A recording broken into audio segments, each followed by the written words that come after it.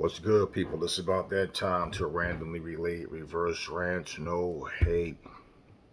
So, Deontay Wilder, Tyson Fury, fights in jeopardy of being postponed, possibly. And I can tell you guys what's going on already. Um, you know, there's a famous clique out there of guys who make videos and put fake, clickbaiting titles up there because what you're hearing is and what you're seeing is Tyson Fury versus Deontay Wilder canceled. Tyson Fury versus Deontay Wilder off, possibly, possibly off. Okay. Um, Basically, somebody in Tyson Fury's camp supposedly has COVID-19, so they're saying the fight is possibly off. Now, there's no official word yet that the fight's off. Definitely, possibly. Now, there's a lot of speculation. People saying that Tyson Fury, uh, bottom line is the favoritism from each camp. This guy's going to say this and that. The whole thing is nobody knows exactly what's going on.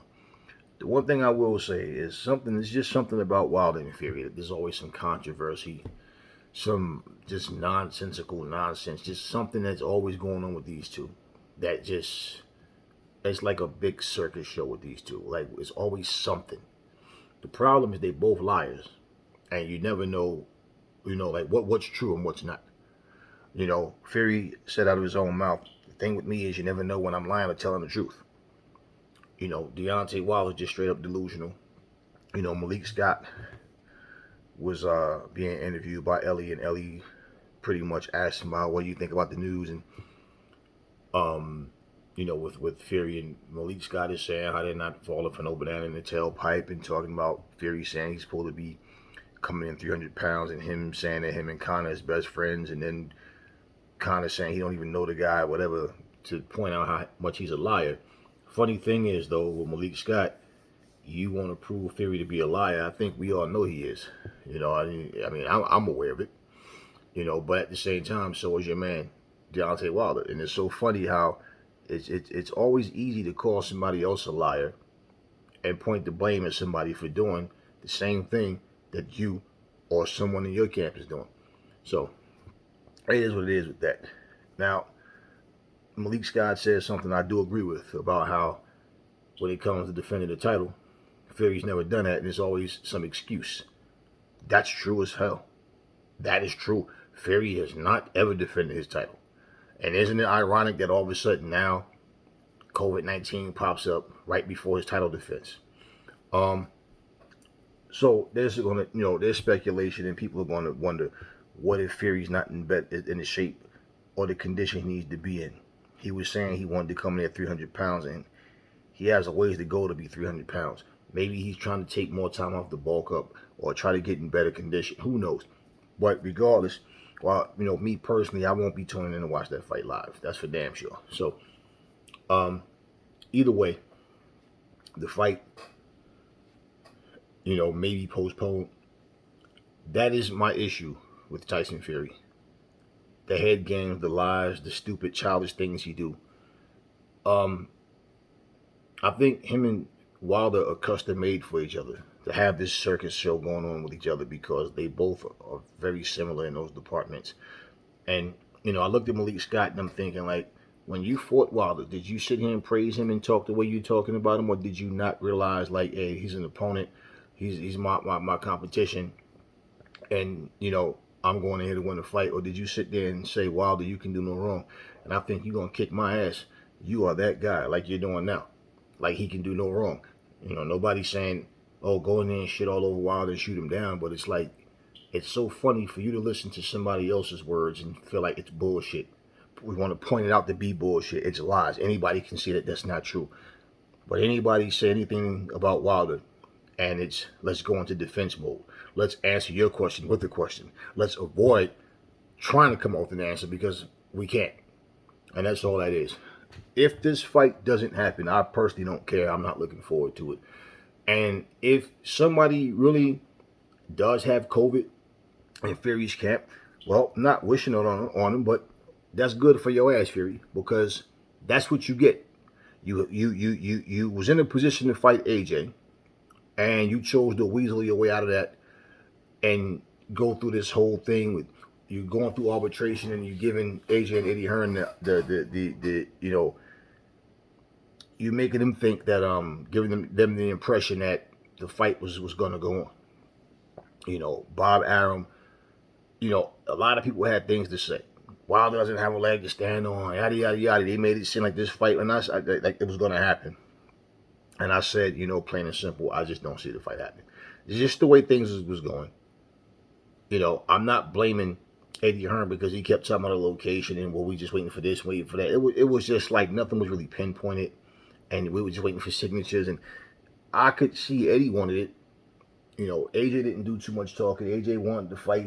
Of course, he's always the one trying to get the fights to happen. And then you got people talking about, oh, that's a low ball offer, even though it was far more money than they ever made.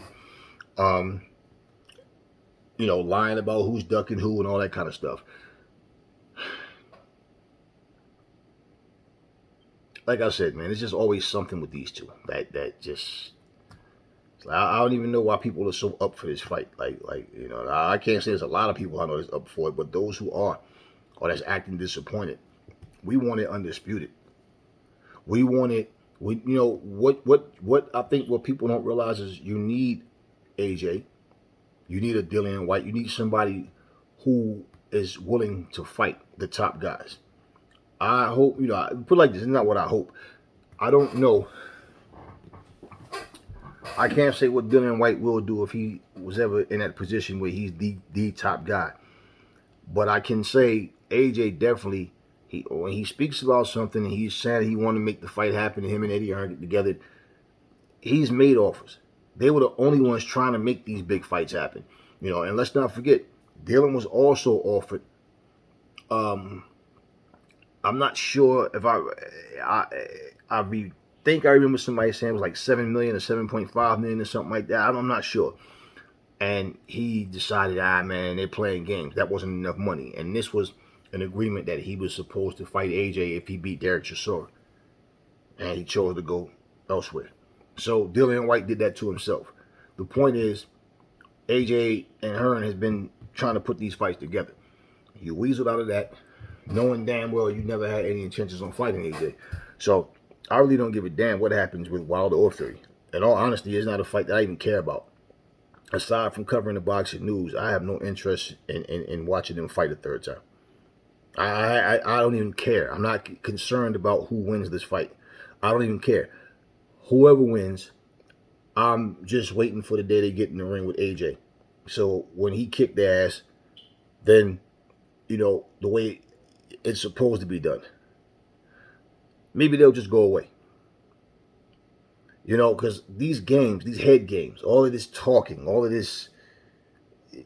no action, all of this being able to fight meatballs and still talk and be viewed as one of the top, but don't want to actually get in there and fight the top guy. People can lie to themselves and tell themselves Tyson Fury's the best heavyweight in the division or Deontay Wilder. No, neither one of them is unified champion. Neither one of them. Neither one of them have the resume that AJ has. Neither one of them has the resume that Dillian White has. So when you want to go with a narrative, and then you sit back and look and think, well, which heavyweights are the ones out there fighting the top guys? All you guys who keep talking about, AJ lost to Ruiz, who's a top heavyweight, and guess what? Wilder lost to Fury. You know, White lost to Povetkin. White lost to AJ. So, what's the point?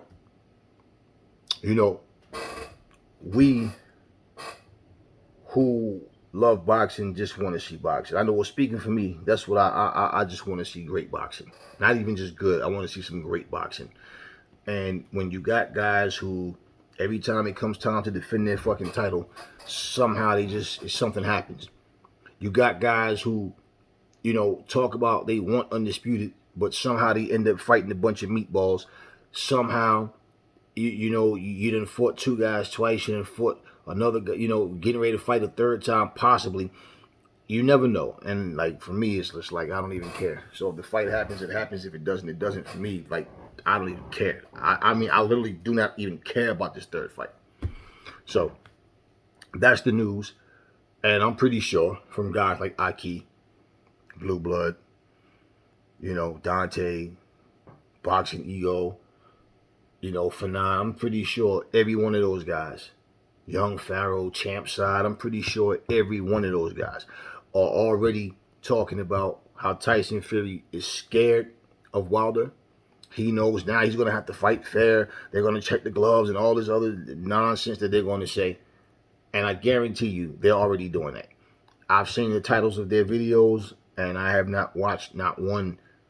I really don't even care about their opinions on this topic. And I don't care about their opinions on any topic. But the thing for sure about this particular fight is, here we are 2 weeks away, right? 2 weeks away. This happens. I haven't even heard anything from Fury in his camp.